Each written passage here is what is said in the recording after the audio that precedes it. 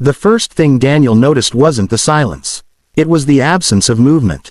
The top floor of the Harrington Global headquarters was nothing like the rest of the building. No ringing phones, no rushing employees, no background noise of productivity. Just stillness. Heavy, controlled, almost unnatural. He adjusted the delivery box in his hands, trying not to feel out of place. "Delivery for Ms. Harrington," he said to the assistant at the glass desk. The assistant barely looked up. "Leave it there." Daniel hesitated. "It's marked personal, hand directly." That got her attention. She frowned slightly, then picked up the phone. "He's here." "Yes, the delivery driver." A pause. Then her expression changed. "She wants you to bring it in." That was the first twist. No one went in. Not without a meeting. Not without approval. And definitely not a delivery driver. Daniel nodded slowly and followed the direction she pointed toward, a set of double doors at the end of the corridor. Each step felt louder than it should have. He knocked. "Come in," a calm voice said. Daniel pushed the door open. And stopped. The office was massive, elegant, filled with soft natural light pouring through floor-to-ceiling windows. But none of that mattered. What mattered was her, Victoria Harrington, CEO, billionaire, the woman whose name carried weight in every room. And she wasn't standing. She was sitting in a wheelchair. Completely still. That was the second twist.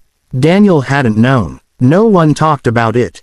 No articles. No interviews. Nothing. He stepped forward carefully. "Delivery for you, ma'am." Her eyes lifted to meet his. Sharp, intelligent, observant. "Set it on the desk," she said. He did, but something felt off. Not just the chair, the way she held herself, too still, too controlled, like movement wasn't just limited. It was impossible. "You can go," she added. He nodded, turning toward the door. Then stopped. He wasn't sure why. Maybe it was instinct. Maybe it was the way she hadn't looked away. Or maybe, "You didn't sign," he said. She raised an eyebrow slightly. "I don't usually sign. It's required," he replied. A pause. Then, something unexpected. "Come closer." That was the third twist. He hesitated for half a second before stepping back toward her desk, holding out the device.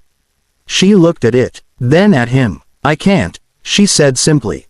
Daniel blinked. "You can't." "I can't move my hands." The words landed quietly, but heavily. That was the fourth twist. Daniel's grip tightened slightly around the device. For a moment, he didn't know what to say.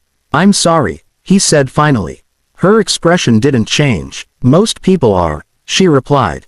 Something about the way she said it, flat, almost detached, made it worse. "Then how do you usually?" "My assistant handles it," she interrupted. Daniel nodded slowly, but something inside him didn't sit right. "Is there another way?" he asked. Her eyes narrowed slightly. "Why?" "Because it's my job," he said. "And I don't like leaving things unfinished." A faint flicker crossed her face. Interest. That was the fifth twist. Most people avoided discomfort around her. He walked into it. "Fine," she said. "What do you suggest?" Daniel thought for a moment. Then gently placed the device on the desk and guided her hand toward it. "Just rest your fingers here," he said. "I'll do the rest." She didn't move. "I told you," she said quietly. "I can't." "I know," he replied. "Just try." Silence filled the room. Then, slowly, her fingers twitched, barely noticeable, but real. That was the sixth twist. Daniel froze. "Did you feel that?" he asked. Her expression shifted, just slightly. "I don't know," she said. "Try again." She hesitated, then focused. Another small movement. This time, undeniable. Daniel's heart started beating faster. "Again," he said. She inhaled slowly, and then, her fingers moved. Not much, but enough. Enough to register. Enough to change everything. That was the seventh twist. Victoria stared at her own hand like it didn't belong to her. "That's not possible," she whispered. Daniel stepped back slightly, giving her space. But he couldn't look away. "When was the last time you felt anything?" he asked. She didn't answer immediately. 20 years, she said finally. The number hung in the air. 20 years of stillness, of silence inside her own body.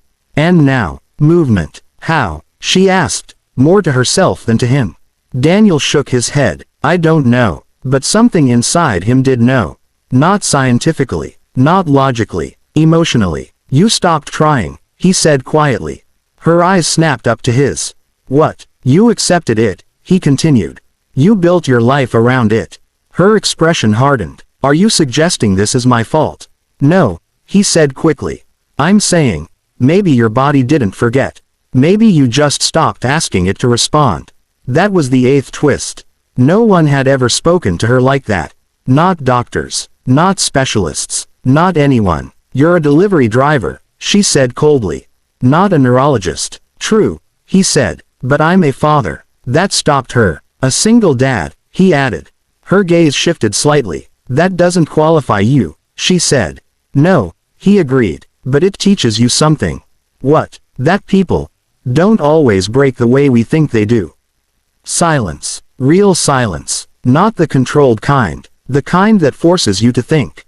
What's your daughter's name? She asked suddenly. Daniel blinked. Lily. A faint softness touched her expression. That's a beautiful name. You've never met her. I don't need to, she said quietly. That was the ninth twist. Because now, the distance between them was gone.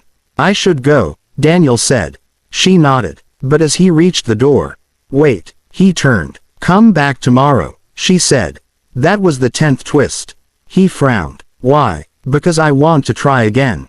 The next day, he came back. Not because he had to, but because something about yesterday didn't feel finished. When he walked in, she was already waiting. That was the 11th twist. She never waited for anyone. Show me, she said. No greeting, no formalities, just determination. Daniel stepped forward. Same thing, he said. This time, she didn't hesitate. She focused. Her fingers trembled, then moved. More than before. That was the 12th twist. Progress. Real, visible progress. Her breathing changed. Faster. Uneven. Again, she said. They repeated it, over and over. Minutes turned into an hour. Then 2. Daniel forgot about his deliveries. Forgot about the time. Forgot about everything except the moment in front of him. That was the 13th twist. Because for the first time in years, she wasn't thinking about business. She was thinking about possibility. What changed? She asked finally. Daniel thought about it, then answered honestly. You did. She shook her head. That's not enough. It is, he said. You believed it was over. And now you're not sure. A slow breath left her lips. I don't like uncertainty. No one does, he replied. But it's where change happens. That was the 14th twist. Because uncertainty, the thing she had avoided for 20 years, was now the only thing moving her forward. Days turned into weeks. Daniel kept coming back, not as a delivery driver anymore, but as something else, something neither of them defined. Each day, more movement. A finger, a wrist, a slight lift, small victories, massive meaning. That was the 15th twist. Because the impossible wasn't happening all at once. It was happening slowly, and that made it real. Then one evening, she stood, not fully, not steadily, but enough to feel the ground beneath her feet. That was the 16th twist. Tears filled her eyes, real tears, not controlled, not hidden. I can feel it, she whispered. Daniel smiled, for the first time, genuinely. I told you, he said. She looked at him, not like a CEO, not like a patient, but like a person. You changed everything, she said. He shook his head. No, he replied. You just needed someone to remind you, you weren't done yet. Silence settled between them, but this time, it wasn't heavy. It was full of something new, something fragile, something real. And for the first time in 20 years, Victoria Harrington didn't feel stuck. She felt possible. Hey there. Subscribe to my channel. And also press this bell icon.